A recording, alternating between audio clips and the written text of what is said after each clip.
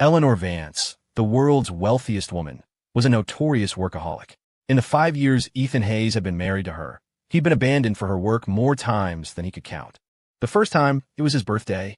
He had meticulously booked a table at a Michelin-starred restaurant, but she had to jet off to Europe for a last-minute acquisition, leaving him to wait from sunrise to sunset.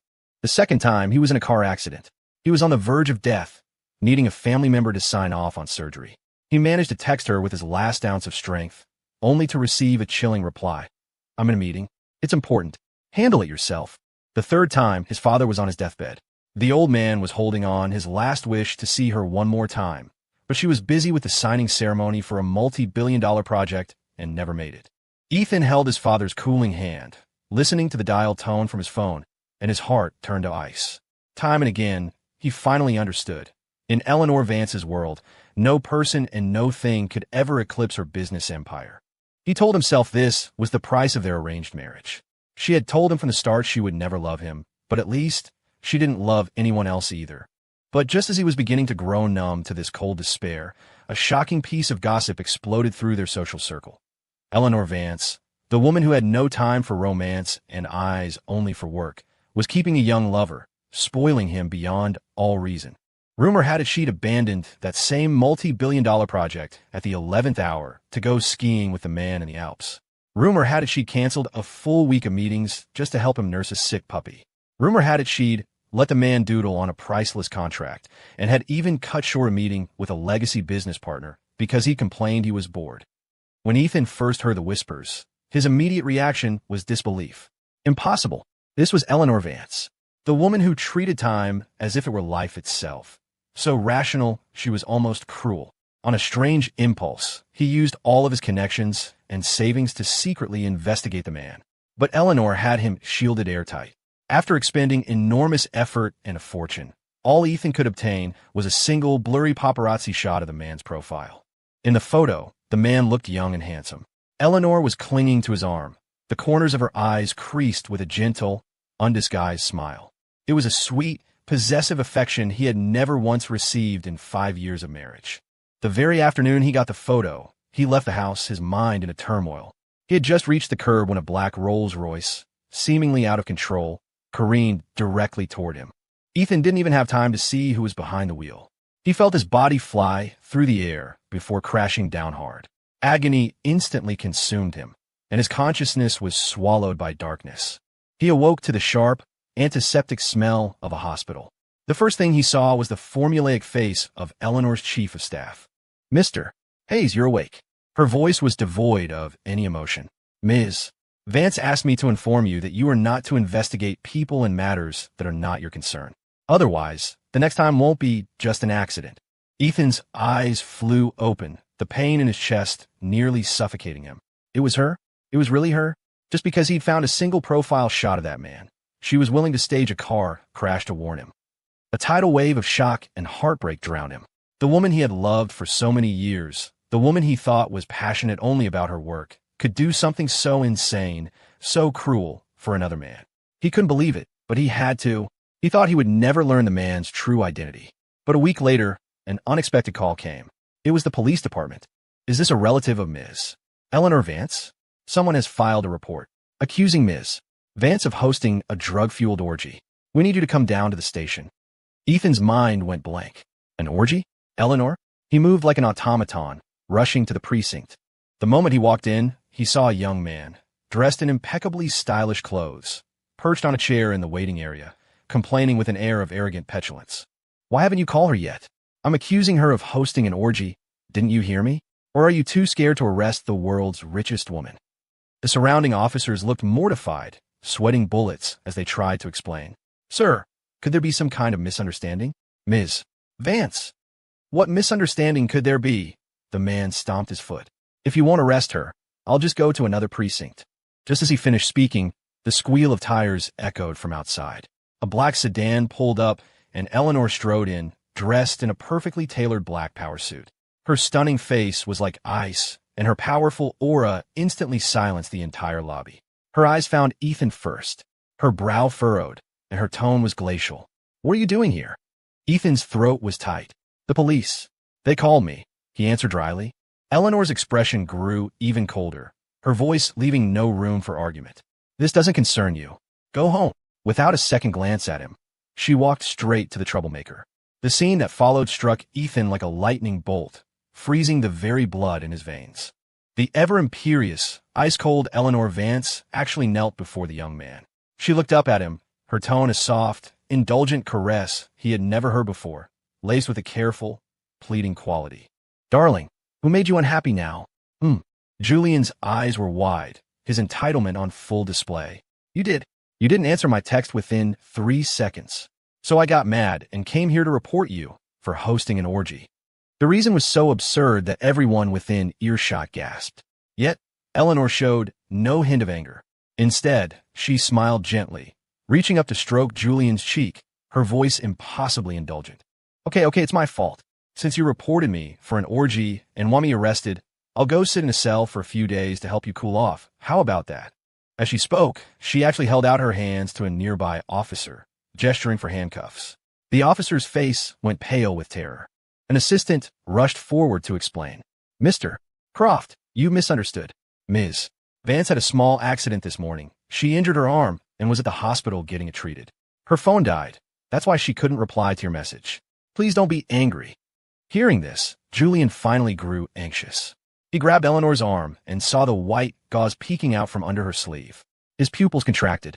"You're hurt? Why didn't you say so?" But Eleanor just gently stroked his face. "Regardless, I promised to always answer you immediately.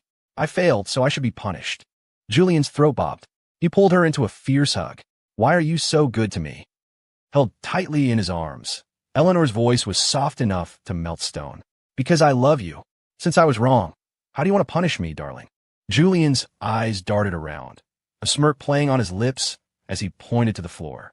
"Then I want you to kneel and apologize to me." The assistant's face changed, about to intervene, but Eleanor stopped her with a raised hand. She looked at him, her eyes full of adoration. Right here. All right." Without a moment's hesitation, Eleanor Vance, in full view of everyone, sank to her knees on the polished floor of the police station. "Forgive me, darling," she said softly. "I love you." Julian laughed, triumphant, looking down on her. "Now bark like a dog," he commanded haughtily. And then, the business queen who dominated global financial news, whose word was law, willingly got on her hands and knees and barked like a dog on the floor of the police station. There wasn't a trace of impatience or humiliation on her face, only absolute indulgence and adoration. The entire precinct was dead silent. No one dared to breathe. Only Ethan stood there, biting down so hard on his jaw that his knuckles turned white, a flood of bitterness surging through him. If he hadn't seen it with his own eyes, he would have died before believing that the cold, ruthless Eleanor Vance, who lived only for her work, had this side to her. Memories flooded back, bringing a suffocating bitterness. He'd known of her long before their marriage. The media had exhausted superlatives to describe her beauty, her capability, her ruthlessness.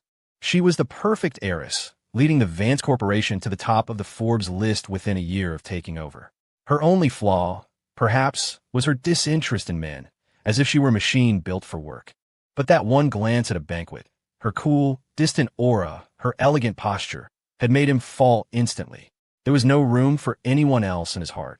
So when their families proposed a marriage alliance, he had agreed with ecstatic joy. His friends had tried to warn him. "Eleanor is incredible, but she's a heartless work machine. You won't be happy." But he had foolishly believed that if he were good enough, if he loved her enough, he could one day melt her frozen heart. And the result? On their wedding night, she lay stiffly on the bed like a doll. When it was over, she told him emotionlessly, "I have no interest in romance.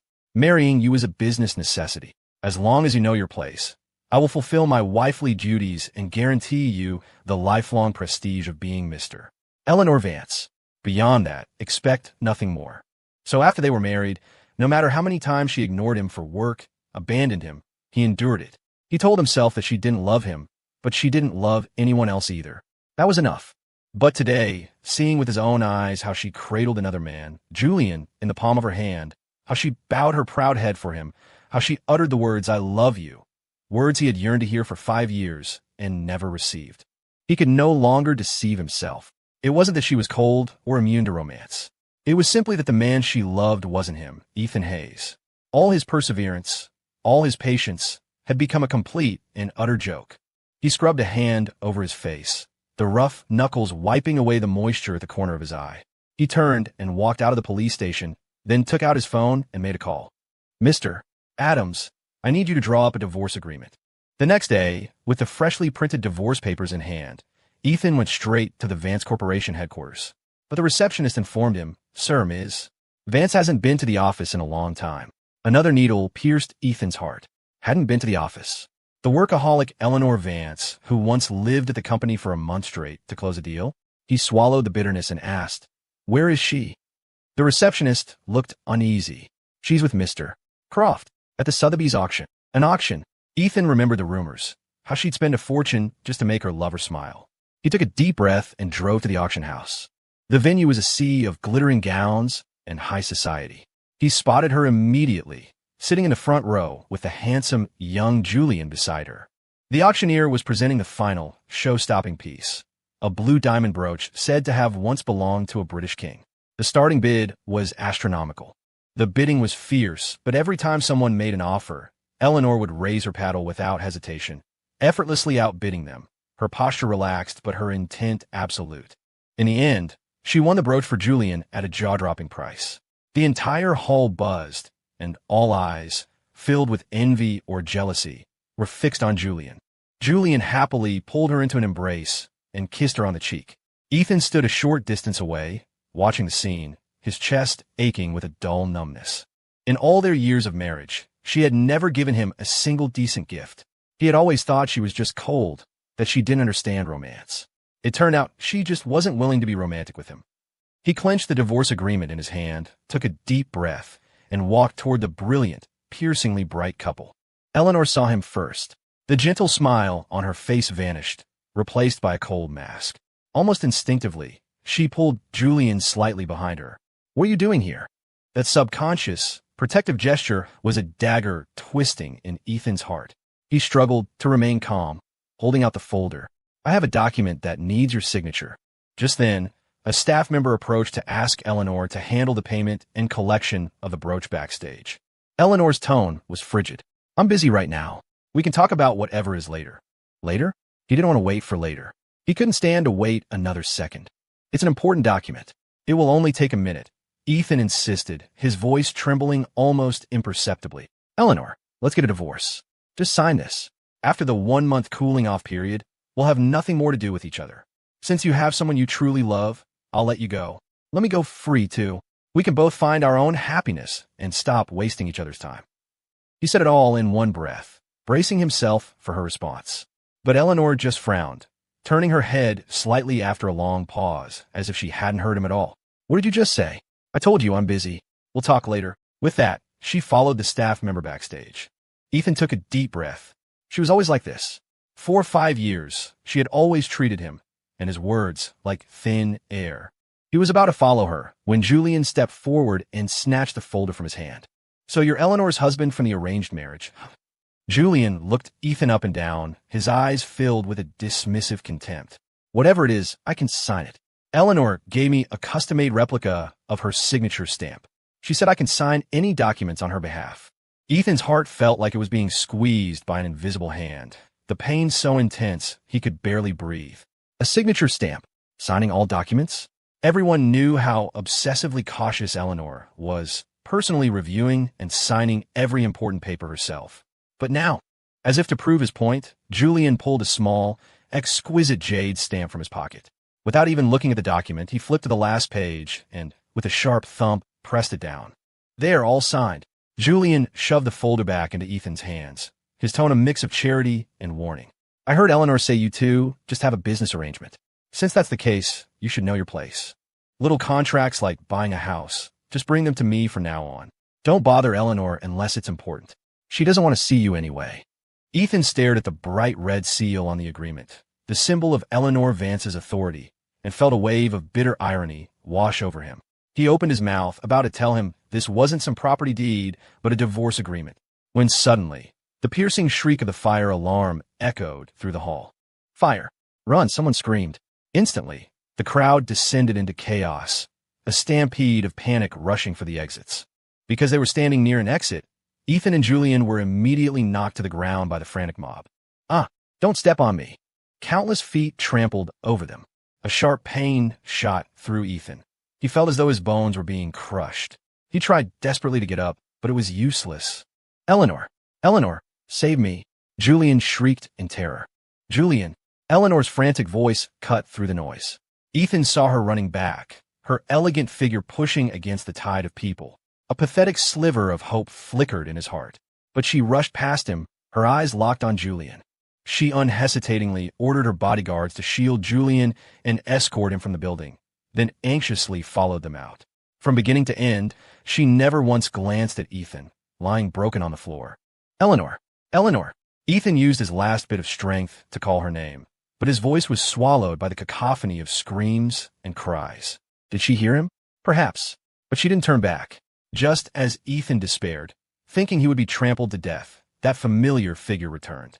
The gray embers of his heart flared with light. She had come back for him, after all. But Eleanor rushed to his side without even looking at him. She quickly snatched a ring from the floor near his hand, a ring that must have fallen off at some point, clutched it tightly, and turned to leave again. Oh good, I'm so glad you found it. Julian's arrogant voice called from a distance. That's my favorite ring. If it got crushed, I'd be upset for a whole day. Eleanor hurried back to Julian's side, her voice filled with relief and the same unwavering adoration. That's why I came back for it, so you wouldn't have to be upset. You're the best. Julian kissed her happily. So, she had only come back for a ring. In her heart, her husband of 5 years was worth less than one of Julian's rings. The final, crushing weight of despair slammed down on Ethan. His vision went black, and he passed out completely. He regained consciousness on a cold operating table. The surgical light was blinding. A doctor was preparing instruments. Mr. Hayes, you're awake. You have multiple soft tissue contusions and a fractured rib, but the most serious injury is the internal bleeding from being trampled. We need to operate immediately. The anesthesiologist was about to administer the dose when, with a loud bang, the operating room door was kicked open. Several bodyguards in black suits stormed in. Without a word, they ripped the four from his hand and brutally dragged him off the operating table. What are you doing? The patient needs surgery now, the doctor shouted, shocked and furious. The bodyguards ignored him, forcibly dragging the weak, blood-soaked Ethan out of the room. Let me go. Where are you taking me? Ethan struggled feebly, the movement sending waves of agony through his wounds. No one answered. He was hauled to the VIP wing and thrown onto the cold floor of a private room. He looked up and saw Eleanor sitting by a hospital bed, carefully helping Julian sip some water. Julian looked merely shaken, with a few scrapes, but otherwise unharmed. Eleanor saw Ethan, covered in blood and utterly broken, but her eyes held no emotion, only a chilling indifference. She spoke, her voice like ice. Julian is craving a cronut from that bakery in Soho. I remember you make the best ones. Go to the hospital kitchenette and make one for him now. Ethan couldn't believe his ears. He was bleeding out, and she didn't care at all. Instead, because Julian wanted a pastry, she had him dragged off an operating table. The years of accumulated humiliation, pain, and despair finally erupted. He struggled to sit up, his voice a raw, broken rasp, thick with a bloody accusation. Eleanor, how dare you? When I was being trampled to death at the auction, where were you? You only had eyes for him. Now I'm seriously injured and need surgery, and you have me dragged here because of something he said. After all these years, what am I to you? I am your husband. How can you debase me like this? He screamed his accusations, his face streaked with blood, a portrait of wretched misery. But Eleanor's expression didn't change, not even a flicker in her eyes. It was Julian beside her who theatrically covered his ears and whined. Eleanor, he's so loud. His yelling is giving me a headache. Eleanor immediately cupped her hands over his ears, soothing him gently. Sure, is that better? Then, she lifted her gaze to the broken Ethan, her eyes turning sharp and cold. So, after all that, you're just saying you won't do it? Ethan stared at her, his heart dead and gray. Eleanor's last shred of patience vanished. Her tone was arctic. In that case, lock him in the cold storage unit. When he decides he's ready to do it, you can let him out. The bodyguards moved forward at once. Ignoring Ethan's struggles, they dragged him toward the hospital's low-temperature storage for medical supplies. The heavy door slammed shut. The sub-zero temperature instantly enveloped him. His wounds felt as if they were being pierced by countless needles of ice. and his blood seemed to be freezing in his veins. The internal bleeding felt worse. He could feel his life draining away. Despair and cold consumed him. Just as his consciousness was about to fade completely, as he thought he was going to die there, the instinct for survival finally overpowered his pathetic shred of dignity. With his last ounce of strength, he crawled to the door, his choked sobs echoing as he pounded on the cold steel. I'll do it. I'll do it. Let me out. The door opened. He was dragged out like a rag doll and thrown into the hospital's small kitchen. He hauled his pained, frozen body, running on the last fumes of willpower, and made the damn cronits. When he delivered the pastry to the room, Eleanor glanced at it once, then waved a dismissive hand at the bodyguards. Take him to surgery. Pushed back onto the operating table, the anesthetic flowed into his veins, and his consciousness slowly blurred. A single tear slid silently from the corner of Ethan's eye. Eleanor, from this day forward, we are strangers. I will never love you again. The days in the hospital after the surgery were long and agonizing. Ethan lay alone in his bed, watching the fore drip, feeling the dull, throbbing pain from his wounds. Every time the dressing was changed, it was like torture. The nurse was as gentle as she could be, but the pity in her eyes, which she couldn't quite hide, hurt him more than the wounds themselves. Just bear with it, we're almost done, the nurse would whisper. After she left, he could faintly hear her talking with a colleague in the hall. It's so tragic. Hurt that badly, and not a single family member has come to visit. He had to sign his own surgical consent forms. I know, right? And that Mr. Croft in the VIP suite next door only got a few scrapes, but Ms. Vance hasn't left his side. I heard she canceled several billion-dollar deals just to stay with him. Some people have all the luck. The words were like tiny needles pricking at Ethan's heart, but he was numb now. He just closed his eyes, turned his head toward the window, and pretended he hadn't heard a thing. The day he was discharged, the sky was a blanket of gray. He finished the paperwork and had just stepped out of the hospital entrance when two young women pulled up in a car. They were Chloe and Maya, his best friends since childhood. Ethan, over here. Seeing their familiar, smiling faces, a sliver of warmth finally touched Ethan's frozen heart. That evening, they took him to their usual bar, saying they were celebrating his escape from hell and return to freedom. Good riddance. Eleanor Vance never deserved you, Chloe declared. Exactly. Maya chimed in. Our Ethan has the looks, the body, the family background. Without her, the line of people wanting to date you will stretch from here to Paris. That's right. Tomorrow, we're setting you up with some absolute bombshells, guaranteed to be 100 times better than that Ice Queen. The girls joked and bantered, trying their best to cheer him up. Ethan sipped his drink, and a long-lost smile finally returned to his face. He was right. Why should he degrade himself for a woman who didn't love him? Midway through, he got up to use the restroom. When he returned, the booth was empty. Chloe and Maya were gone. Excuse me, were my friends? He asked a passing waiter. The waiter looked troubled, pointing to a lavish private room at the end of the hall. Just now, a drunk gentleman insisted on ordering some female companionship. He wasn't satisfied with anyone, but then he saw your two friends, and had his men drag them into that room. There are a lot of bodyguards. We didn't dare to stop them. A cold dread washed over Ethan. His friends were from prominent families, well known in their circles. No ordinary person would dare to touch them, unless a terrible premonition seized him. He stormed over and threw open the door to the room. Just as he feared, inside, a drunken Julian was grabbing one of his friends, Chloe, trying to force her hand inside his shirt. Julian, let go of my friend. Ethan roared, moving to pull him off. Just then, with a bang, the door was shoved open from the outside. Eleanor strode in, her face a mask of cold fury. She grabbed Julian's arm, her voice tight with suppressed anger. Julian, what are you doing in a place like this? Julian shook her off, his eyes glassy. He pointed a wavering finger at Ethan's friends. I'm here for company. Can't you see? These two are not bad. I want them to keep me company. Nonsense.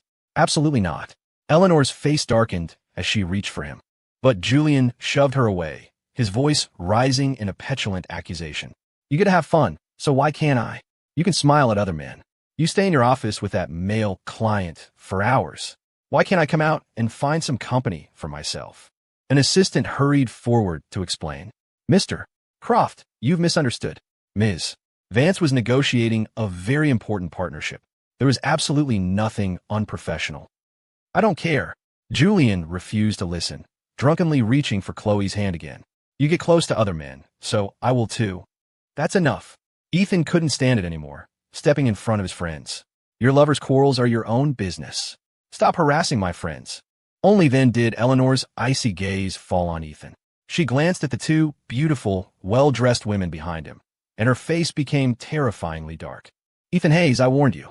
Don't get any ideas about Julian. What? Are you so jealous of him that you had your friends try to seduce him? Ethan couldn't believe his ears. Seduce him? Eleanor, are you blind? It's obvious that Julian is the one harassing my friends. Before Eleanor could say more, Julian, furious that she hadn't immediately coddled him, stomped his foot and stormed out. Julian. Eleanor immediately ran after him, her tone instantly shifting to one of anxious adoration. Okay, don't be angry, it's my fault. I'll never have a private meeting with a male colleague again, all right? She didn't even forget to turn back and issue a cold command to her bodyguards. Those two women, whichever hand touched Mr. Croft, cripple it. With that, she turned and chased after Julian without a backward glance. The bodyguards moved in. Ethan, in disbelief, threw himself in front of his friends, his voice sharp with fury. You dare. Open your eyes and see who started this. Julian harassed them first. They're my friends from well-known families. You touch them and see what happens. The head bodyguard's face was impassive. Mr. Hayes, please don't make this difficult for us. Your friends may come from good families, but compared to Ms. Vance, it's not enough. With a single word, Ms. Vance could bankrupt both their families. It's a trivial matter for her. I have my orders. A cold wave of anger and helplessness washed over Ethan. He knew the bodyguard was right. For the first time, he viscerally hated that he had ever married Eleanor Vance. Not only had he suffered endless humiliation, but now he had dragged his best friends into it. He took a deep breath, suppressing the roiling emotions, his eyes filled with grim resolve. Fine. You want to report back to her. He suddenly grabbed a heavy, decorative metal rod from a nearby stand. Before his friends could react, under the shocked gazes of everyone present, he brought it down hard on his own left wrist. A sickening crack echoed through the room. An explosion of pain shot up his arm, and his left hand fell limp at his side. Ethan! His friend screamed, rushing to support him. Ethan's face was deathly pale, slick with cold sweat, but he forced himself to stand straight and face the bodyguard. There! You can report back now, can't you? I took the punishment for my friends. The bodyguard looked at him with a complex expression, but finally said nothing more, turned, and left. Why are you so stupid? His friends were heartbroken, holding him up. We could have fought them. We can't win. Ethan shook his head weakly, his lips trembling from the pain. It's okay. The hand. It can be fixed. His friends, frantic with worry, helped him out of the bar, intending to rush him to the hospital. Just as they stepped outside, they heard a heated argument from the second-floor balcony above. Ethan looked up instinctively and saw Julian, who had somehow climbed onto the balcony railing, swaying precariously. Don't come any closer. I haven't forgiven you. If you take one more step, I'll jump. Julian screamed. Eleanor stood a few feet away, her usually composed face showing a rare panic. Julian, don't do anything foolish. Come down. Just come down, and I'll do anything you want. Anything? Julian asked, sobbing. Anything.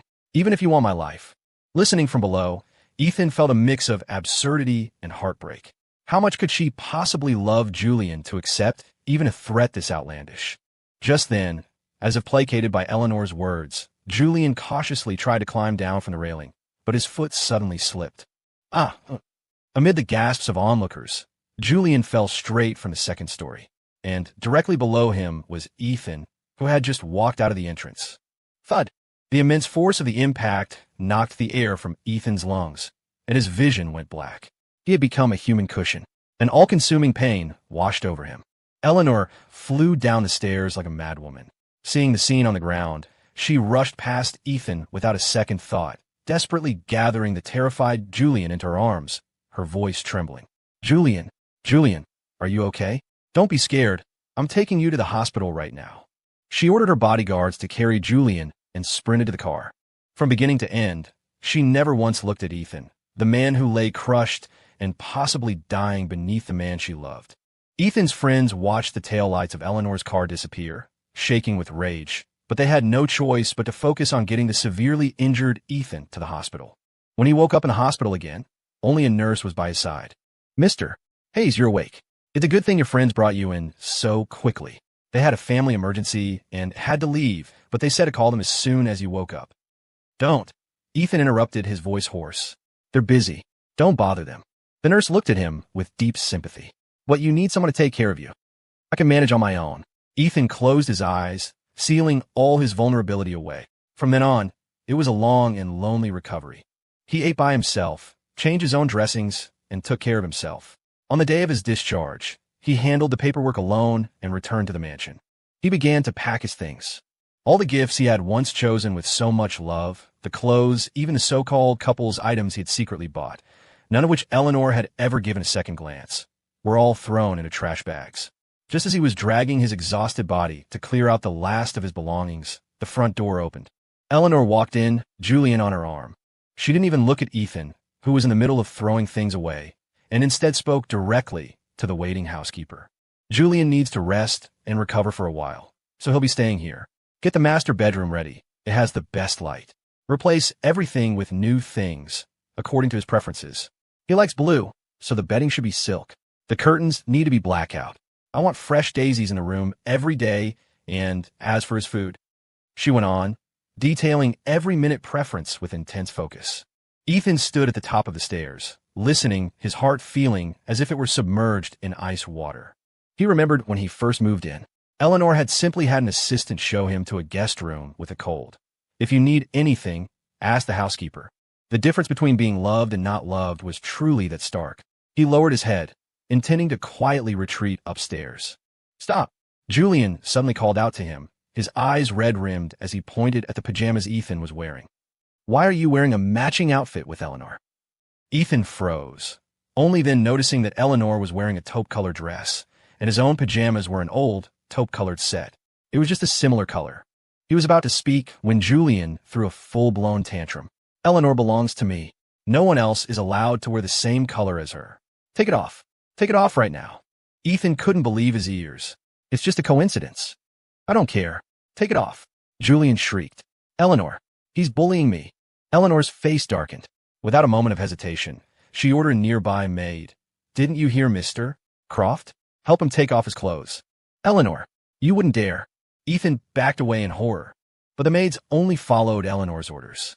They moved in, ignoring his struggles, and violently tore at his pajamas. Riot. The sound of tearing fabric was piercing. Soon, Ethan was stripped down to his underwear, standing humiliated in the middle of the grand foyer, enduring the pitying and scornful gazes of the entire household staff. Shame, humiliation, despair. It was tearing him apart. Eleanor's cold voice cut through the silence. Be more careful in the future. Don't wear the same colors as me. We wouldn't want Julian to get the wrong idea and be upset. Otherwise, next time, it won't be as simple as just taking off your clothes. Ethan trembled, practically crawling back to his room to escape. In the days that followed, Ethan witnessed the true extent of Eleanor's indulgence. If Julian wanted foie gras flown in from France, she would charter a private jet overnight. If Julian said he was scared of the dark, she would drop everything and hold him all night. If Julian wanted to see a meteor shower at 3 a.m., she would take him in her helicopter to the best vantage point on a mountain. The staff whispered amongst themselves, Ms. Vance truly spoils Mr. Croft rotten. I've never seen her like this. It's like she's a different person. I guess this one is the real deal. The other one, sigh. Ethan heard the gossip, his heart twisting with every word, but he could only hide in his art studio. It was his only sanctuary. One day, Julian wandered into the studio, and his eyes landed on an oil painting hanging on the wall. This painting is nice. I want it for my room, he declared, his tone one of absolute entitlement. Ethan immediately refused. No, that was my mentor's last work. Julian pouted, starting his usual routine. Oh, come on, give it to me, I really like it. I said no. Ethan's voice was firm. I'm not Eleanor. I won't give in just because you throw a fit. This painting is not for anyone. Seeing his stubbornness, Julian grew annoyed. Fine, I'll buy it then. Name your price. It's not for sale. Please leave. Ethan's face hardened as he prepared to exit the studio. Infuriated, Julian grabbed for him. Why won't you give it to me? Ethan instinctively shook him off. Julian, as if losing his balance, let out a cry and stumbled backward. His forehead struck the sharp corner of an easel, and a cut immediately opened up, beading with blood. Ow, it hurts. Just then, the studio door opened. Eleanor, having heard the commotion, strode in. She took in the scene at a glance. Julian on the floor, bleeding and looking weak, and Ethan standing nearby. Her face instantly turned to ice. She rushed to Julian's side, helping him up. "Julian, what happened?" she asked urgently. Julian pointed an accusing finger at Ethan. "Eleanor, didn't you say I could have anything I wanted in this house? I liked his painting, and not only would he not give it to me, he pushed me. Look at my head. It hurts so much. You have to stand up for me." "I didn't push him. He lost his footing." "Shut up." Eleanor cut him off, her eyes blazing with a terrifying coldness. "Ethan, have I been too lenient with you?" She commanded her bodyguards. "Give me that painting." "Don't." Ethan lunged to protect the canvas, but was easily shoved aside. Two bodyguards roughly tried to wrench the painting from him. Ethan clung to the frame for dear life. "Please don't. This is my mentor's only." Screech. In the struggle, the canvas was violently torn, ripped open right down the middle. Ethan stared at the destroyed masterpiece as if all the strength had been drained from his body. He collapsed to the floor, his eyes empty, his world shattered. Julian froze for a second, then wailed even louder. "My painting! It was a perfectly good painting. It's gone." Seeing him so upset, Eleanor immediately began to soothe him in a low, placating voice. "Sure, don't be angry. It's just a painting. I'll buy you a better, more expensive one at an auction tomorrow, okay? I don't want another one. I want this one. An exact copy." Julian insisted, pointing at the devastated Ethan. "He's the one who ruined it. Since he ruined my painting, he has to replace it. I want him to paint me an identical one. On his back." Ethan looked up sharply, his eyes wide with disbelief. Eleanor frowned for a moment, but seeing Julian's pained expression, she gave in. "Fine, as you wish." "Eleanor, you're insane." Ethan screamed, trying to scramble away, but the bodyguards held him down firmly. To his absolute horror, the paintbrush Julian had them bring was a set of long, thin silver needles, and the paint was a bowl of fiery red chili oil. "No, don't. Eleanor, you can't do this to me." Ethan struggled desperately. But Eleanor just watched coldly and ordered the bodyguards, "Hold him down. Let Julian paint." The cold tip of a needle pierced his skin, the burning sting of the chili oil spreading with every stroke. The agony sent his body into convulsions, and he screamed in pain. Julian, however, painted with great enthusiasm, as if creating a masterpiece. "You see? This is what happens when you don't give me what I want," Julian said, finishing his last stroke and admiring the bloody, grotesque painting on Ethan's back. Eleanor never looked at Ethan once. She just wrapped her arms around Julian, her voice indulgent. "Feel better now?" Much better," Julian replied, pulling her into a satisfied hug. Then, Eleanor stood on her toes and kissed his throat, her voice low and sultry. "Shouldn't you? Reward me a little."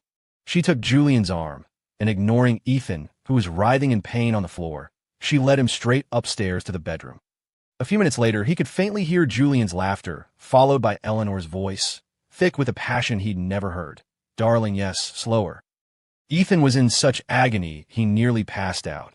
In the end, it was the family's private doctor, summoned by a concerned staff member, who gave him a powerful painkiller and anti-inflammatory shot, carefully treating the wounds on his back. "It's a good thing we treated this quickly. With the best medicine, it won't scar, but you absolutely cannot get it wet for a while. You need to rest," the doctor advised. Ethan lay, face down on the bed, motionless. The wounds on his body might heal, but the wounds in his heart had long since rotted away. For the next few days, he sealed himself in his room like a snail in its shell, too afraid to face the heartbreaking reality outside. Until one day, the sound of a loud party, with music and chatter, drifted up from downstairs. He then remembered. It was Julian's birthday. Eleanor was throwing a massive party for him at the mansion. He eventually left his room, standing by the second-floor railing like an outsider, watching the glittering affair below. He watched as that woman gave all her tenderness, all her patience, to that petulant, dramatic boy. Julian complained that the cake wasn't pretty enough, then whined that a guest was looking at him strangely, finding endless ways to cause a scene. And Eleanor, without exception, indulged his every whim, even personally kneeling to adjust the cuff of his trousers. Someone accidentally spotted Ethan upstairs and called out, "Mr. Hayes." That name instantly ignited Julian's fury. He smashed his champagne flute and screamed at Eleanor. "Eleanor, you told me. You said that even though we're not married, you love me. That I'm your one and only. Why is he still being called Mr.?" Eleanor immediately tried to placate him. All right, calm down. It's just a title. No, you lied to me, Julian cried hysterically. Not unless you announce, in front of everyone, that from now on, no one is allowed to call him Mr. And I want him punished. He pointed a shaking finger towards the pool. Have your men dump a crate of broken glass into the pool, and then make him get in and fish out every single piece. Not one shard left behind. The moment he finished, a bodyguard glanced at Eleanor. Seeing her silent approval, he ran to do as commanded, emptying a large crate of sharp glass shards into the swimming pool. The guest gasped in shock. Eleanor didn't even flinch. She looked up at Ethan and commanded, "You heard Julian. Get down there and clean it up." Ethan stood on the balcony, his body turning to ice. "Eleanor, do you really have to humiliate me like this?" "Humiliate you?" Eleanor sneered. "Do I need to remind you that the survival of your parents' company rests on a single word from me?" Ethan felt as if he'd been struck by lightning, his face draining of all color. She was threatening him with his parents' life's work. Looking at the glittering shards of glass in the pool, then at Eleanor's cold, merciless eyes, Ethan's last sliver of hope shattered completely. He walked down the stairs, step by step, and under the pitying or entertained gazes of the crowd, he walked into the freezing water. The sharp glass instantly sliced through his skin. Blood poured out, staining the water around him crimson. With every piece of glass he retrieved, a new gash opened on his hands. The pain was excruciating, but he felt nothing, simply repeating the motion mechanically. After what felt like an eternity, he finally collected the last piece. Soaked to the bone, his hands a mangled mess of flesh and blood, he climbed out of the pool like a wraith and stood before Eleanor and Julian. Eleanor looked at his pathetic state without a flicker of emotion in her eyes. She turned to her guests and announced coldly, "Everyone look closely. From this day forward, in this house, anyone who calls him Mr. again will have a problem with me, Eleanor Vance." She had utterly and completely crushed his dignity and his pride under her heel. In that moment, Ethan's heart died. He dragged his bleeding body toward the front door, step by agonizing step. Each one felt like walking on knives, but also like escaping a suffocating swamp. Just as he stepped out of the mansion, his phone rang. It was the county clerk's office. "Mr. Hayes, the 1-month cooling-off period for your divorce from Ms. Eleanor Vance has concluded. Are you available to come in today to finalize the registration?" Ethan held the phone, staring at the number on the screen. A low, dry laugh escaped his lips, echoing in the empty space around him. "Yes, I'm available. I'm on my way now." Holding the dark red certificate of divorce, Ethan felt a sense of relief he had never known before. On the way back, he saw the giant electronic billboards in the city's main square and suddenly had an idea. She didn't want him to be her husband anymore? Fine. He would grant her wish. He would let the whole world know that Ethan Hayes had nothing more to do with Eleanor Vance. He pulled over, went straight to an advertising agency, and paid a hefty sum to buy out the broadcast time on every major digital screen in the city for the following day. The message was simple and brutal. Public notice: the marriage between Ms. Eleanor Vance and Mr. Ethan Hayes was officially dissolved today. Henceforth, both parties are free to remarry. Ethan Hayes is now single and accepting applications. After arranging everything, he returned to the mansion, quickly packed a single suitcase, booked the earliest flight out of the country, and left without a second thought. The plane took off, climbing into the clouds. He looked down at the shrinking city below, his heart completely at peace. He no longer cared what expression Eleanor would make when she learned that the entire city was broadcasting the news of her divorce. All he knew was that he was finally free. The next day, the sun rose as usual. When Eleanor woke up, Julian was still asleep. She habitually reached for her phone to handle work matters, only to find the screen flooded with hundreds of missed calls and notifications. The headlines were screaming. Breaking. Global billionaire Eleanor Vance dumped. The ex-husband Ethan Hayes buys citywide ads. Single and ready to mingle. Eleanor's drowsiness vanished in an instant. She shot up in bed. Dumped? Citywide ads. She immediately buzzed her internal line, her voice cold enough to freeze hell. Give me the heads of every major digital media operator in the city on the line. In 3 minutes, I want to know who authorized this.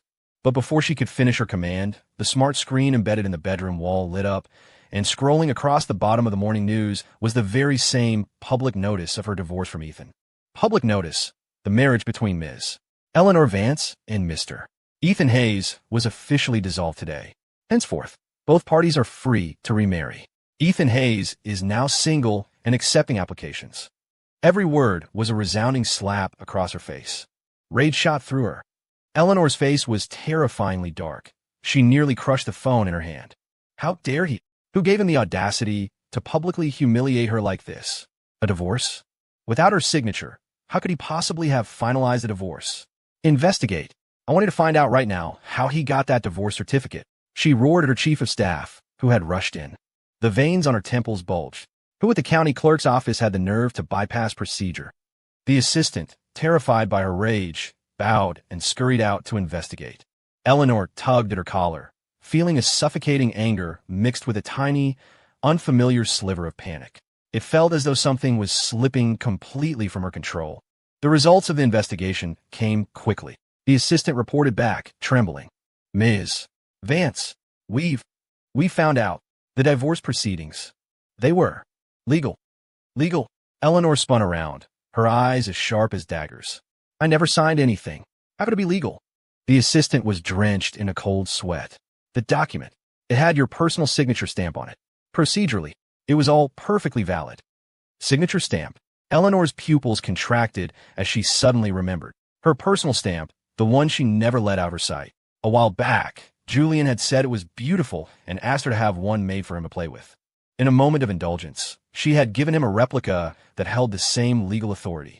She'd even said something foolish like, if you like it, you can play with it. Could it be? Just then, Julian shuffled out of the bedroom, rubbing his eyes. He wrapped his arms around her, whining, Eleanor, what's all the noise? I was still sleeping. Eleanor suppressed her rage, gently pushing him away. She brought up the glaring notice on her phone and asked in a low voice, Julian, did you use this stamp? Julian saw the words on the screen, froze for a second, then a flash of guilt crossed his eyes. It was immediately replaced by a look of profound hurt, and his eyes welled up with tears. I didn't know it was a divorce agreement. That day outside the auction house, he forced a folder on me, said it was a really important contract that needed your signature right away. I saw how busy you were, and you said I could handle documents for you. I was afraid of holding up your business, so I stamped it. The more he spoke, the more aggrieved he sounded. How was I supposed to know it was a divorce agreement? Eleanor, are you mad at me? Do you regret it? Do you think I ruined your marriage? Are you going to leave me? He clutched her sleeve, his body trembling slightly, as if he were the victim of a terrible injustice. Seeing him like this, Eleanor's heart softened. The fact that the stamp had been her own indulgent mistake took the edge off her anger. When he wailed, Are you going to leave me? She immediately remembered his supposed life-saving heroism, how he had stayed by her side when she was on the brink of death. The annoyance she felt at being defied quickly shifted its target to Ethan. It must have been him. He had meticulously planned it, taking advantage of Julian's innocence and the chaos of the moment to trick him into stamping the papers and securing the divorce. Fine. She took a deep breath, pushing down the last of the strange, unsettling feeling in her chest. She hugged Julian back, soothing him gently. Don't cry. I'm not blaming you. It's for the best. He and I never had any real feelings for each other. Now I can be with you properly and officially. Julian hugged her tighter, a triumphant glint flashing in his eyes. To prove this new beginning, both to the world and to herself, Eleanor began appearing with Julian at high-profile events. She bought him the most expensive gifts, took him to the most exclusive auctions, and booked out entire restaurants for him to dine alone.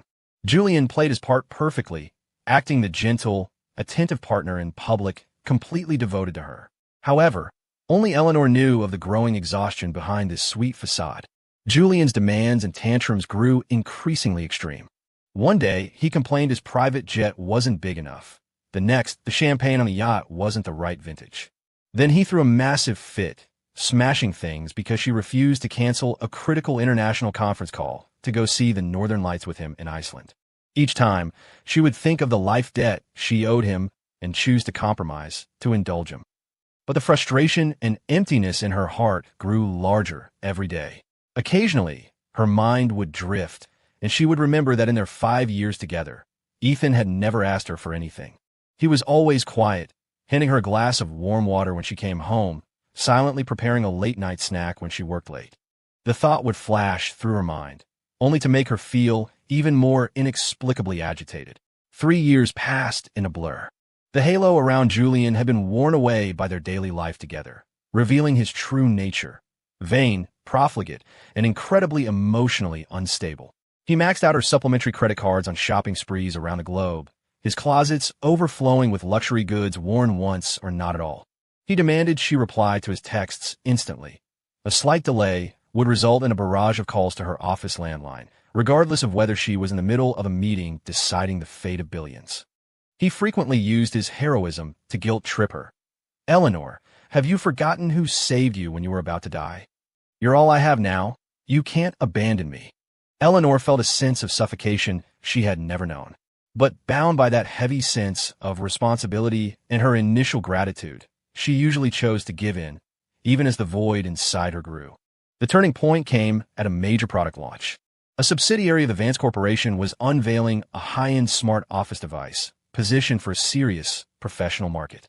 However, when it came to choosing a global brand ambassador, Julian, against the strenuous objections of the marketing and PR teams, insisted on hiring a viral female celebrity he was currently obsessed with, known for her overtly sexualized image.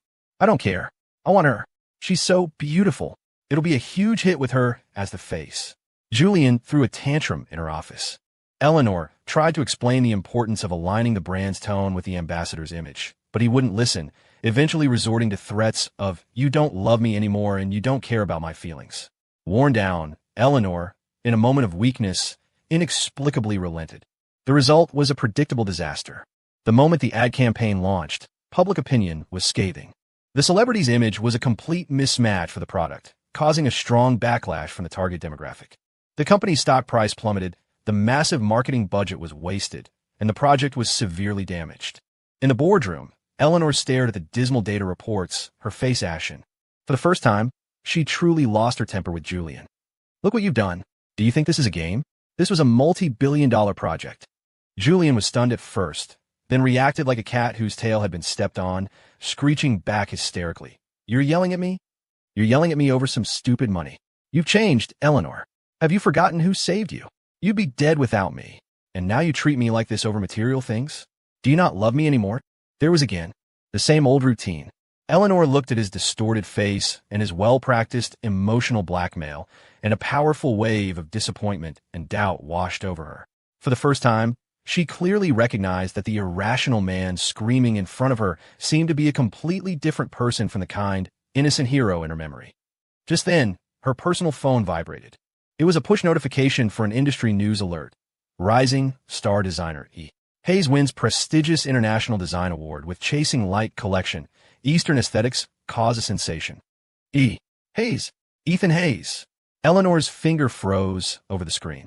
Over the past 3 years, she had occasionally heard bits and pieces about him.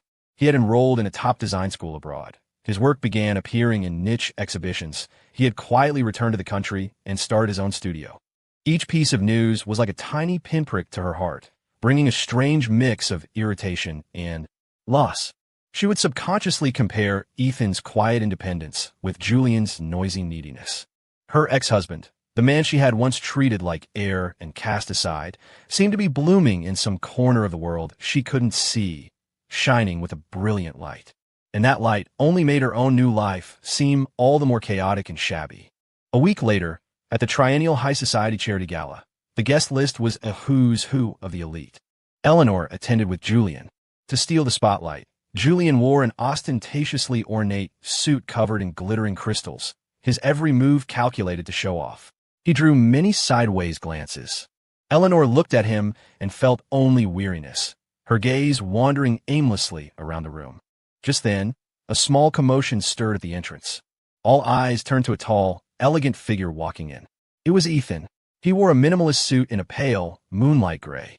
It had no embellishments, but it perfectly accentuated his handsome, athletic build. His dark hair was slicked back, revealing a sharp jawline and a strong neck. He looked healthy and radiated a quiet, confident energy. He was there as the artistic consultant and collaborating designer for an international environmental foundation, and his entrance instantly captured the room's attention, making him the true center of it all. Eleanor's gaze was riveted to him, unable to look away. Her heart felt like it had been slammed by something heavy, a strange, violent jolt. The Ethan before her was a world away from the meek, perpetually downcast husband she remembered. When had he become so dazzling?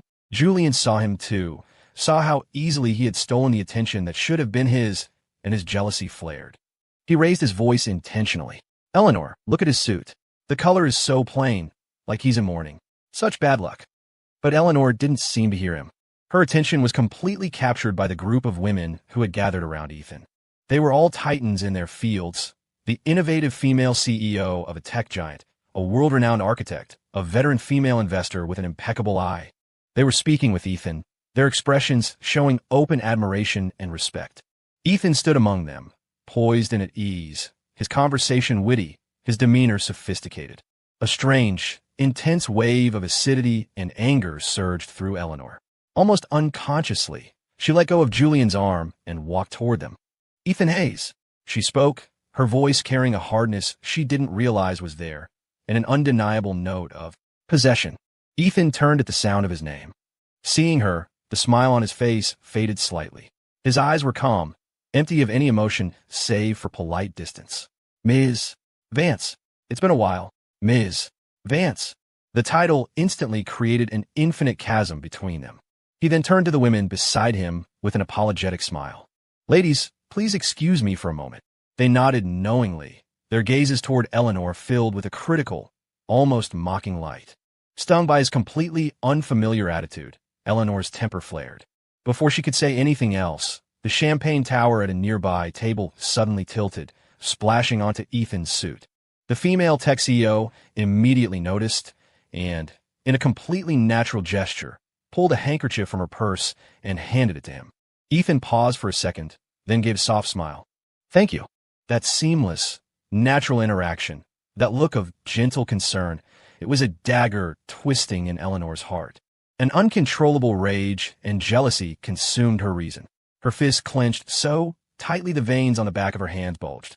She was on the verge of losing control completely. After that night, Eleanor found she couldn't calm down. Ethan's cool, detached face, his eyes that no longer lingered on her, and the image of that woman handing him a handkerchief played on a loop in her mind like a curse. She couldn't bear his complete indifference, his attitude that she was now irrelevant. Driven by a potent mix of resentment and a possessiveness she couldn't comprehend, she began inventing excuses to get close to him. She dangled a massive branding project as bait, specifically requesting that Ethan's studio handle it and insisting on his personal involvement throughout. At the project kickoff meeting, Eleanor made a point to be there. Seated at the head of the table, she could barely tear her eyes away from him. He was dressed professionally, his expression focused as he clearly and logically laid out his design concepts. When faced with questions, he was neither arrogant nor subservient, refuting them with calm, reasoned arguments. This professional, cool confidence was a side of him she had never seen. She deliberately nitpicked details, trying to provoke a reaction to get his attention. But Ethan remained perfectly professional, treating her as nothing more than a high-stakes client to be handled with care. In fact, with even more distance and formality than he showed others.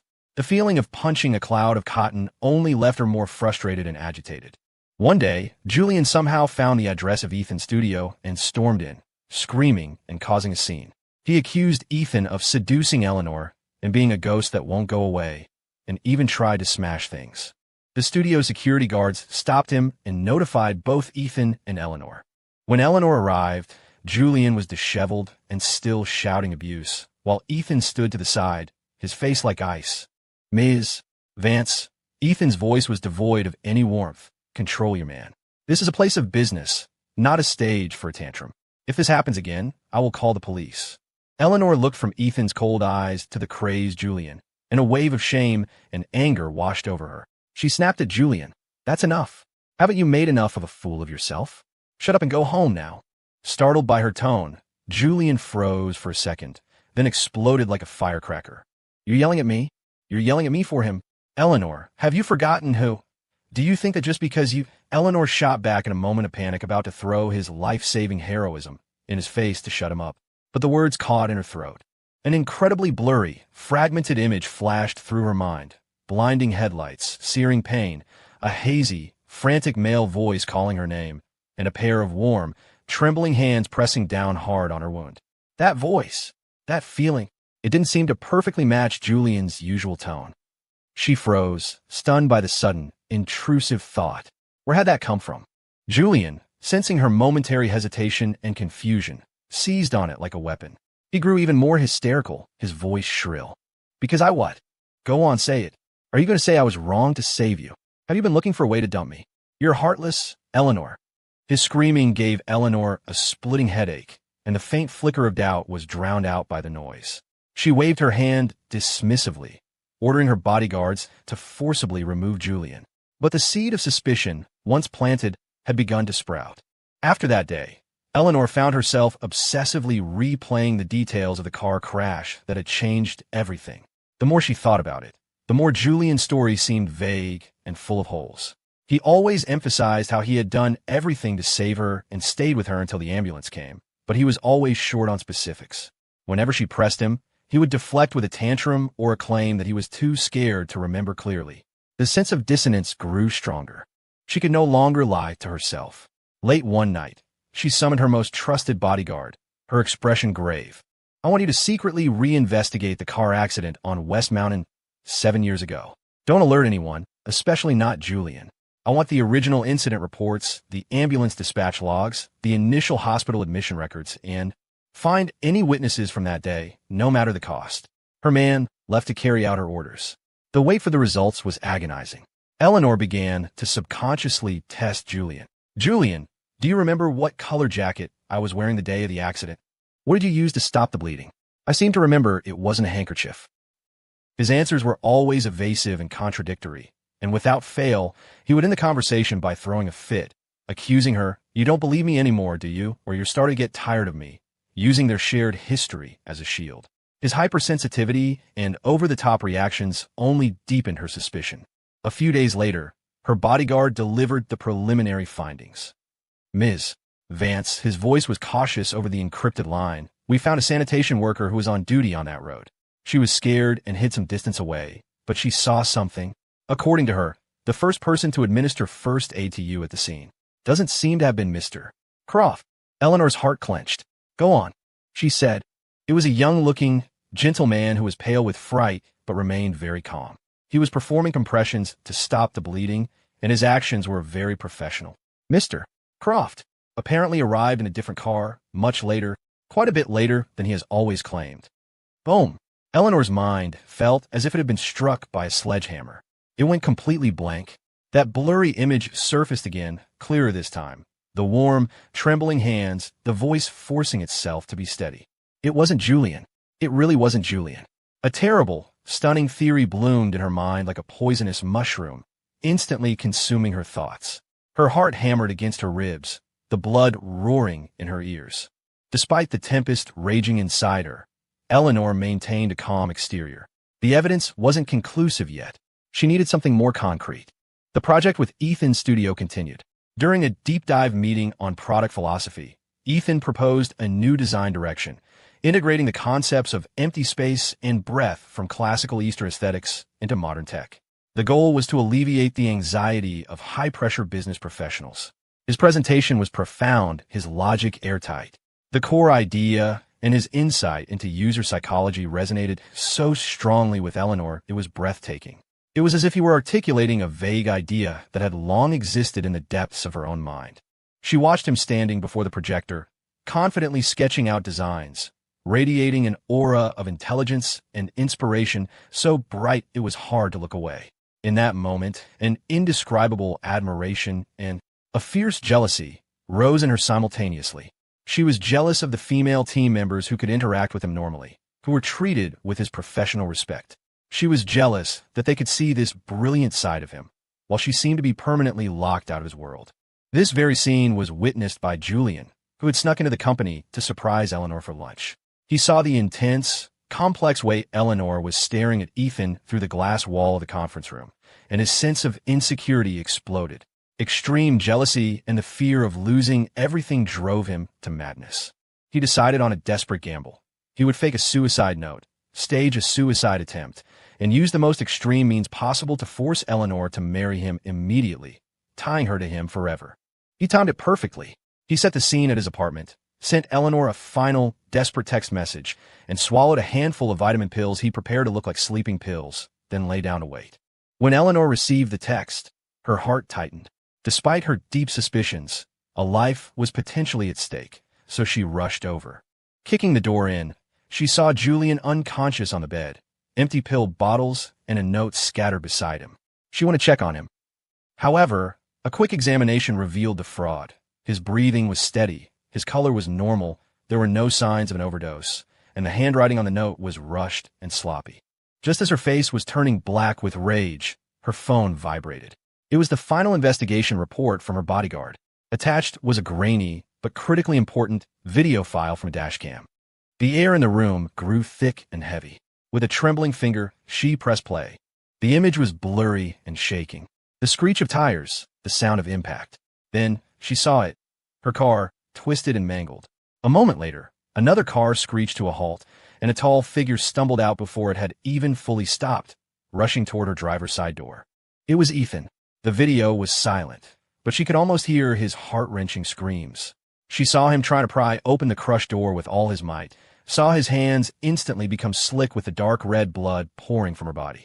He pressed his hands uselessly against her bleeding wounds, the blood soaking his white shirt, staining his pale, desperate face. While pressing down, he was screaming for help, his mouth clearly forming her name. Eleanor. Eleanor, hold on. He looked so fragile, yet so determined, acting with a desperate, near-insane resolve. Then, in the corner of the frame, another car finally arrived. Julian got out, stood far away, covering his mouth, his face a mask of horror, not daring to come any closer. It was only when the distant wail of a siren could be heard that he seemed to snap out of it, rushing forward to take the place of the nearly collapsed Ethan, striking a pose as her guardian. And Ethan, the true hero, exhausted and broken, slumped to the side, almost entirely overlooked by the camera. Crack! Eleanor slammed her fist onto the expensive mahogany desk. Her knuckles split open, but she felt no pain. Her heart felt as though it had been seized by an invisible hand and violently torn apart. So, that was the truth. There was no heroic, devoted Julian. There was only Ethan, throwing himself into danger without a second thought. There was only Julian, the shameless opportunist who had stolen another man's heroism. All her years of indulgence, of compromise, all the guilt and responsibility she felt were based on a colossal lie. And what had she done to her real savior? She had staged a car crash to warn him away from investigating Julian. She had let Julian humiliate him at the police station while she told him to get lost. She had him dragged from a surgical table and locked in a freezer over a pastry.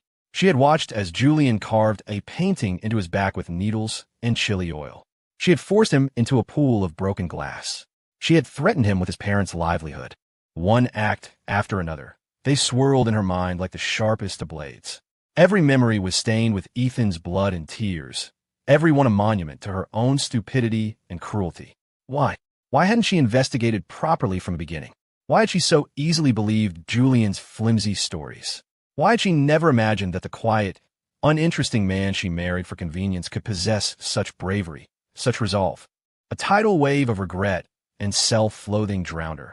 Finally, Eleanor looked up, her gaze falling on Julian, who was still feigning unconsciousness on the bed.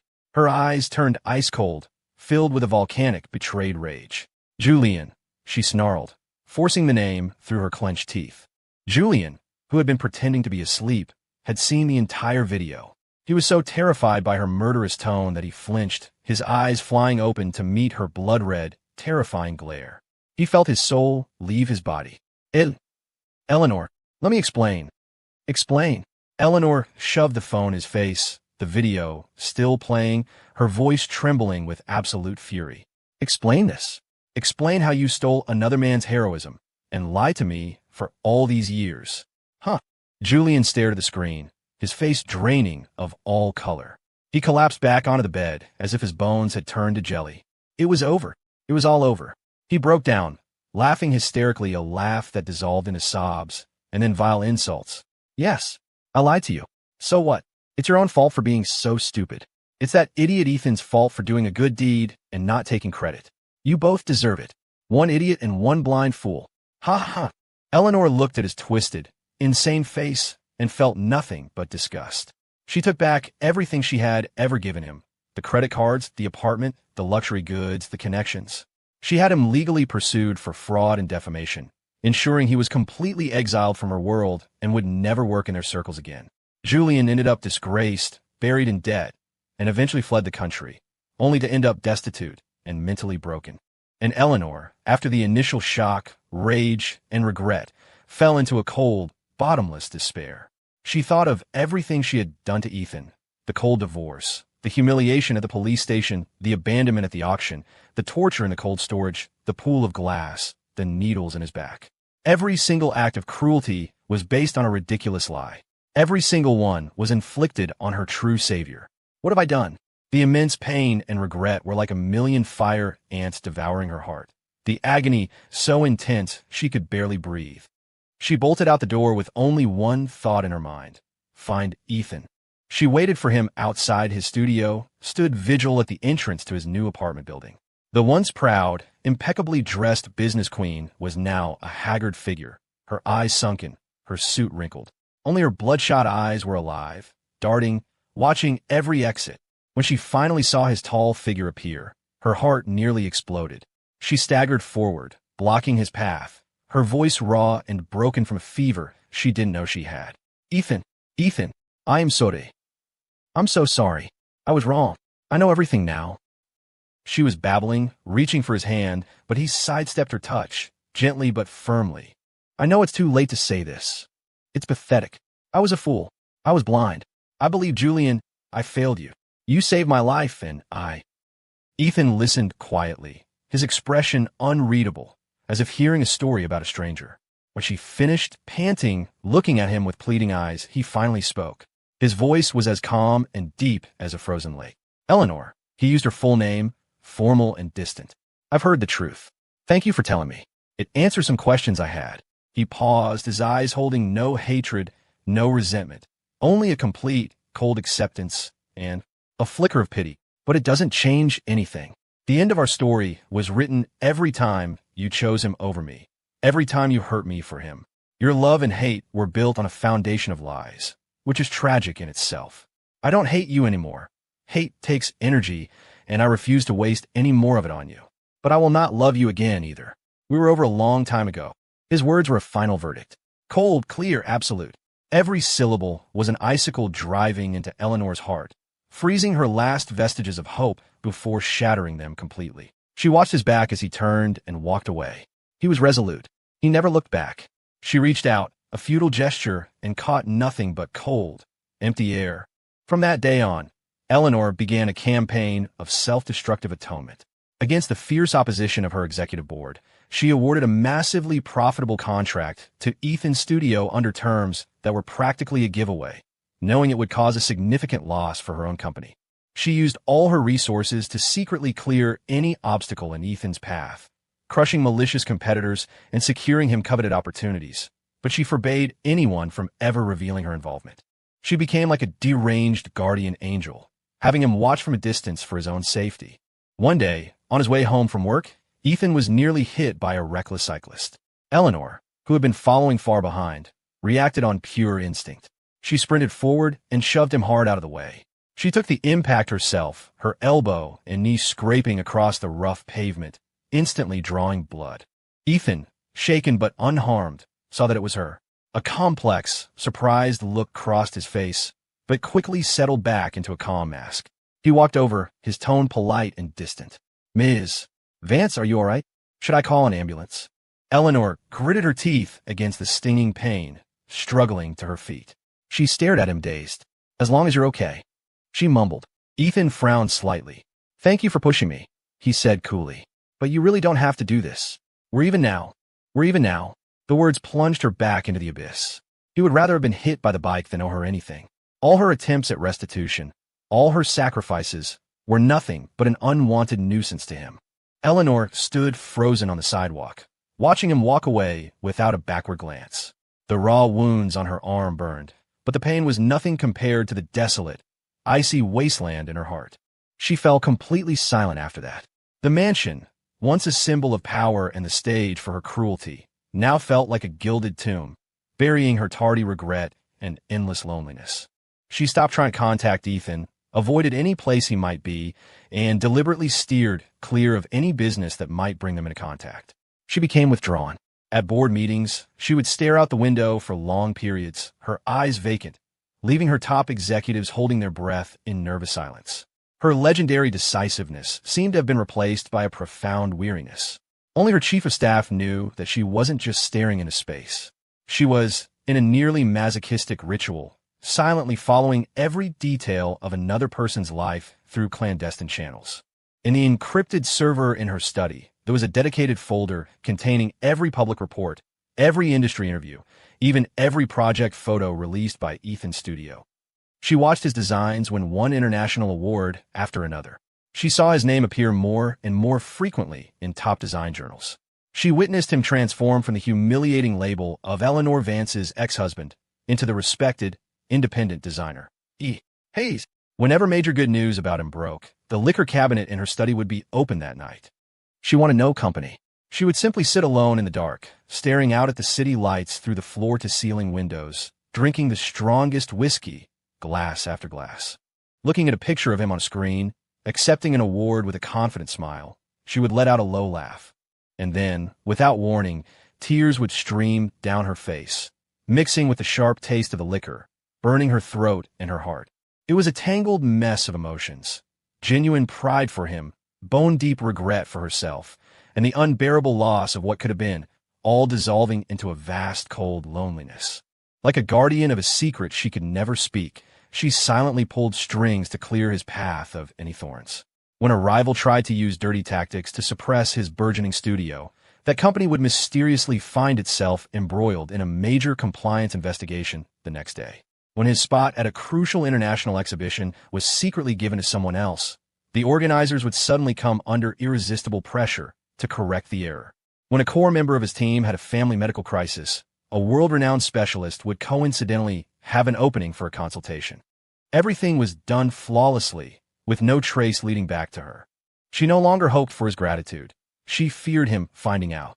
This was just her way of finding a reason to keep existing, a pathetic form of penance. A year passed, then two. One day, a more detailed report was placed on her desk. Alongside another milestone in Ethan's career was a candid photograph. In it, Ethan was standing shoulder to shoulder with an elegant, gentle-looking woman in an art bookstore. They were looking down at the same book, both with easy, natural smiles on their faces. The woman's gaze rested on his profile, filled with undisguised admiration. The report identified her as Claire Monroe, a celebrated architect returned from overseas, from a good family with her own impressive list of accomplishments. She and Ethan were a good match in many professional respects. More importantly, she was an old acquaintance from his youth. They had recently reconnected through a collaborative project, and Ethan did not seem to be discouraging her advances. Claire Monroe. Eleanor whispered the name, her fingertips turning to ice. The harmonious, peaceful atmosphere in the photo was a fine needle, piercing the most tender, bitter part of her heart. She had possessed him for 5 years and had never shared a single moment of such quiet warmth with him. An intense, primal wave of jealousy and possessiveness instantly clouded her judgment. Her first impulse was to issue an order, to use every means at her disposal to make this Claire Monroe disappear from her sight, from Ethan's life, just as she had effortlessly crushed so many obstacles in the past. But then, an image of Ethan's calm, pitying eyes flashed in her mind. His words echoed like a warning bell. We were over a long time ago. What did she have? Agony churned inside her. She clenched her fists so tightly her nails dug into her palms, drawing blood, trying to use physical pain to suppress the jealousy and resentment that were tearing her apart. She locked herself, raising no suspicion. She quietly resolved their crisis. She left no trace. The Monroe family would simply believe they had gotten lucky. After it was done, Eleanor stood on the empty balcony of her mansion, watching the sky slowly lighten in the distance. She felt a part of herself die completely, and at the same time, a strange, painful peace settled over her. She finally understood. The ultimate expression of love wasn't possession. It was letting go. It was wanting him to be happy, even if that happiness had nothing to do with her, even if the person providing it was another woman. She had destroyed her right to be with him. The only thing she could do now was ensure that the person who stood by his side was good enough to give him all the respect, care, and peace she never had. This final act of goodwill was her last, cruel punishment for herself, and the last gift she could ever give him. A few days later, Eleanor convened an emergency board meeting and announced a momentous decision. She would be stepping down as CEO, retaining only her position as chairwoman. The daily operations would be handed over to a team of professional managers she had been grooming for years. She herself would be moving abroad to focus on a global environmental and educational foundation she had established anonymously. The news shocked the world. No one understood why Eleanor Vance, at the absolute peak of her power, was walking away. She finalized the transition and said goodbye to no one. Before she left, she visited the mansion one last time, the place that held so much pain and one tiny, fragile memory of warmth. She gave a final look, then turned her back on it forever. The plane climbed into the sky. She looked down at the shrinking city below, knowing that this time she was truly and forever leaving his world behind. 3 years is enough time for many things to settle. Ethan Hayes was now a name synonymous with excellence in the design world. His studio had more than doubled in size. His work a celebrated fusion of Eastern aesthetics and modern thought. He was no longer an appendage to anyone. He was his own man. His life was full and calm. He hadn't rushed into another marriage, enjoying a rhythm that was entirely his own. His relationship with Claire was stable and comfortable. They were partners in work and confidants in life. Claire's respect, understanding, and unhurried companionship gave him a sense of peace he had never known. He was in no rush to take the next step. He enjoyed their current state of mutual support and independence. His eyes were bright and steady, the scars of the past healed by time, transformed into an inner strength that gave him a gentle, radiant glow. One evening in London, at the Oscars of the design world, the Global Design Awards ceremony was in full swing. Ethan, the frontrunner for Designer of the Year, entered the hall wearing a custom suit of his own design, the smoke gray fabric inspired by ink wash paintings. He instantly became the focus of every camera, his every move exuding confidence and charm. At the same time, on the other side of the planet, in a remote village on the African continent, the air was dry and hot. The only spot of color in the barren landscape was the flag flying over a recently built school. In a simple but clean office, Eleanor had just finished a video conference with her foundation's engineers about a new water source project. She wore a simple white linen shirt, the sleeves rolled up to her elbows, her arms tanned a healthy honey color. She had lost her former pampered look, replaced by the marks of wind and sun. She shut down her laptop and picked up an old shortwave radio from her desk. The internet here was unreliable. After several minutes of tuning through static, she finally found an international news station. The announcer was excitedly reporting on the awards ceremony in London. And the winner of this year's Global Designer of the Year award is, from China, the designer, E. Hayes. Let's congratulate him. The signal was poor, the applause cutting in and out, but Ethan's name came through clearly. Eleanor's hand, still on the tuning knob, froze. She sat there, motionless like a statue. After a long moment, she slowly, very slowly, relaxed her grip and leaned back in her simple wooden chair. Outside the window, the vast African sky was filled with stars, so low they seemed within reach. In the darkness, no one could see the expression on her face. Only she knew that in the instant she heard his name, her heart felt as if it had been viciously squeezed, and a wave of intense sorrow and regret washed over her, almost drowning her. But just as quickly, the sharp pain subsided, replaced by a deeper, more profound sense of peace, tinged with endless regret. She pictured him standing in the spotlight, accepting the trophy, his smile confident and brilliant. That glory should have been his all along. But because of her, it had been delayed for so many years. She closed her eyes, and images flashed through her mind. His shy, hopeful eyes when they first married, his quiet figure preparing dinner in the mansion, his desperate tears at the police station, and the last time he looked at her, his eyes as cold and empty as a winter sea. A single hot tear escaped from the corner of her eye, tracing a path down her cheek and disappearing into the collar of her shirt. When she opened her eyes again, the storm inside her had passed, leaving only a resigned, distant blessing and a sense of final release. She had forgiven herself, and she had finally accepted the fact that he would be happy forever, but that happiness would never belong to her. She switched off the radio. The static died, and the room was filled with the sounds of the African night. She picked up a file on a proposal for a new medical clinic, switched on her desk lamp, and began to read with focused attention. The dim yellow light cast her long shadow on the rough earthen wall, lonely, but no longer fighting. 3 more years passed. It was a sunny afternoon in Paris. Ethan's studio was located on the left bank, in a neighborhood brimming with artistry. Sunlight streamed through massive windows, illuminating a large-scale design model in the final stages of adjustment. It was his latest masterpiece, a fusion of Zen philosophy and futuristic technology. Dressed in a sharp white suit, he looked as straight and tall as a pine tree. He traced a detail on the model with his finger, speaking fluent French with an engineer from his team, his expression focused and confident, radiating a calm, powerful aura. His phone rang. It was Claire. Her gentle voice came through the line. "Do you need me to come with you to the celebration after the awards ceremony tonight?" A relaxed smile touched Ethan's lips. "That would be great, but it might be a little late. There's one last detail I need to finalize here." "No problem." Claire's voice was warm with laughter and complete support. "You're always worth waiting for." After he hung up, his assistant brought in a vibrant bouquet of sunflowers. The card, in Claire's handwriting, read, "Always proud of you." There were no grand pronouncements of love, just a perfect expression of respect and affection. Today, Ethan Hayes was no longer the man who needed to exist in the shadow of a powerful woman. He was Hayes, a superstar in the international design community. His works were collected by museums, his name synonymous with innovation, strength, and elegance. He was in complete control of his life, his career, and his love.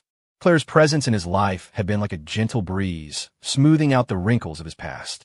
She admired his talent, respected his independence, and gave him a relationship of equals, not one of suffocating possession. With her, he felt a peace and freedom he had never known. Marriage was no longer a necessity for him. He was content in their current state of mutual growth and companionship. Happiness was no longer a distant dream, but a tangible, fulfilling peace held firmly in his own hands. That evening, he stood before the mirror in his walk-in closet, putting on a bespoke suit for the ceremony. The man in the reflection had bright, steady eyes and a composed, gentle smile. The painful marks of the past had been tempered by time into a quiet wisdom and resilience. He walked with a steady gait to the waiting car, ready to embrace the even greater honors that awaited him. In stark contrast to the brightness of Paris, a quiet, expensive wellness retreat in Switzerland was perpetually shrouded in a cool, detached atmosphere. Eleanor lived in a villa by the lake. The scenery was breathtakingly beautiful, but the space was so empty it was suffocating. After leaving Africa, she had come here for a permanent rest. To the outside world, she was a titan of industry enjoying a well-deserved retirement. Only she knew that this was a self-imposed exile with no end date. She had become incredibly taciturn, sometimes going a whole day without saying a word. More white hairs streaked her temples, and her eyes held a permanent, weary silence. She would sit by the lake for hours, staring at the cold water, her gaze empty. A business magazine was often by her side. Occasionally, it would feature an interview with Ethan. The photos showed him radiant, successful. She would look at them over and over, her fingers unconsciously tracing his image, her heart feeling a dull, repetitive ache, a pain so deep it was hard to breathe. Regret was a cancer that ate at her day and night. She replayed the past endlessly. If only she had looked at him more closely, if only she had discovered the truth sooner, if only. But life had no if-onlys. She possessed unimaginable wealth and power, yet felt she had nothing. She had lost the only man in the world who had truly loved her, who had saved her life.